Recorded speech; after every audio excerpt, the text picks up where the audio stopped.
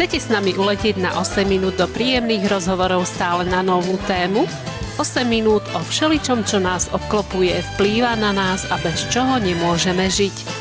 Témička, vaša 8-minútová siesta. Krásne popoludne, priatelia. Každá z nás je iná, ale pritom pekná. Sme také ako kvietky, ktoré zdobia lúku. Dobre, asi tušíte, dnešnou témičkou popoludnia je žena. Na ženu existuje veľmi veľa citátov. Všetky v sebe majú veľa pravdivého. Tak ktorý vybrať? Ten dnešný teda bude znieť takto. My sme také všelijaké. Tram-tadadám, ideš, Vlado? Áno, ste také, aké ste, to je pravda. Niekedy je s vami krásne, niekedy je s vami ťažko, ale ste také, aké ste. A je dobré, že sme tu asi, nie? No jasné. S vami je ťažko, ale bez vás ešte horšie. Tiež si myslím. Žena zvádza k dobrému alebo k zlému, ale zvádza vždy. Sa tiež píše v jednom citáte, ale ja už ďalej radšej nehovorím, lebo sa mi nechce. Jaká lenivá. Áno, priatelia, aj takú podobu máme my ženy. Jednoducho sa nám tiež niekedy nechce variť, práť, žehliť. A ešte by som takto mohla pokračovať, no buďme k sebe dobré. Nechce sa nám často z nejakého dôvodu a niekedy sa nám nechce ani vysvetľovať ten dôvod. Jednoducho sa potrebujeme tiež skoncentrovať aj inou činnosťou, než sú ženské nutné povinnosti. Povedz, ktorou vlastnosťou by si označil ženy ty? Asi taká tá starostlivosť. Áno, to by som takto asi označil. Presne. Vyjadril si to naozaj dobre, lebo to máme vrodené. No ja to poviem nahlas. Najviac úsilia vyvíjame preto, lebo sa chceme páčiť. Niektoré. A čo s tými? Nie niektoré, všetky sa chcete páčiť. Super, konečne to niekto povedal nahlas. Pekná žena, nemierim na pôvod, má poriadok v hlave aj v kabelke.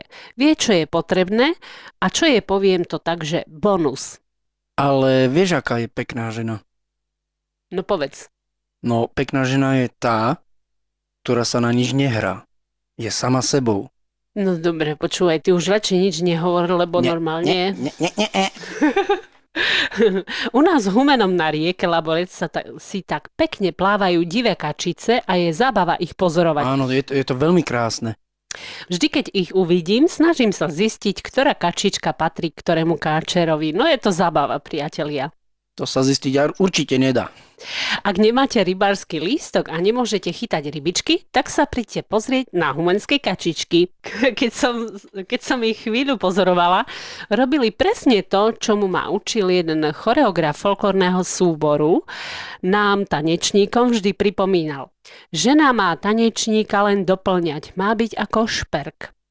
Takže ženu znova vidíme v takom postavení okrasy. Žena je symbolom citu, ale to podľa mňa aj muž, nie? Tak žena je síce symbolom citu, ako si to nazvala.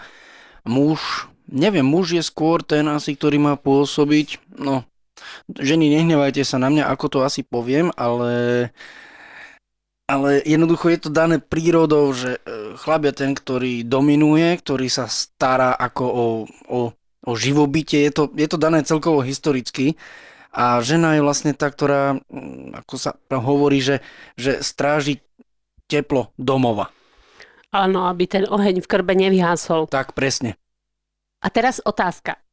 Ako na teba pôsobí, keď poviem, že pracovitá žena? Ja si to väčšinou predstavím, že pracovitá žena, že jednoducho je v tom dome poriadok, má všetko svoj, ako hovoria, Česi rád a je to skôr o tom pracovitá žena. Pre mňa to takto vyzerá, no.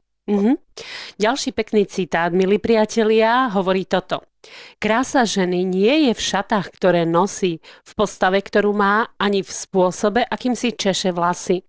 Krása ženy musí byť v jej očiach, pretože sú bránou k jej srdcu, miestu, kde sídli láska. Krásne. Krásna žena sa páči oku, dobrá srdcu. No, ako sa tak dívam okolo, myslím, že pribúda nie len krásnych, ale aj dobrých, ale aj tých, ktoré majú obe tieto prednosti. Umelci v minulosti, rovnako ako aj dnes, sú ženou fascinovaní. Nachádzali v nej inšpiráciu a dokázali kvôli ženám veľké veci. Hlavne teda tí, ktorí poznali jej hodnotu. Čo myslíš, Vlado, môže žena ešte zvýšiť svoju hodnotu? No, každopádne určite aj tým, keď dá chlapovi zdravé deti. To je podľa mňa hodnota, ktorá zvýši nielen hodnotu ženy, ale celkovo hodnotu rodiny. Zvýšiť svoju hodnotu môže žena kedykoľvek a my ženy vieme ešte niečo, ale to vám nehodlám prezrádzať, lebo by som vás o tento klenot pravdy okradla. V závere dnešnej témičky teda uvedieme citát neznámeho autora, ktorý o hodnote ženy hovorí takto. So ženou je to ako s obrazom. Hlupák nespozná, akú má cenu, pokiaľ nezistí, ako veľa je zaň ochotný dať druhý. Preto muži, vážte si ženy, tie svoje, ale aj tie cudzie. My ženy to cítime. Príjemné strávenie následujúcich chvíľ želajú Alena a Vlado. Pekný deň.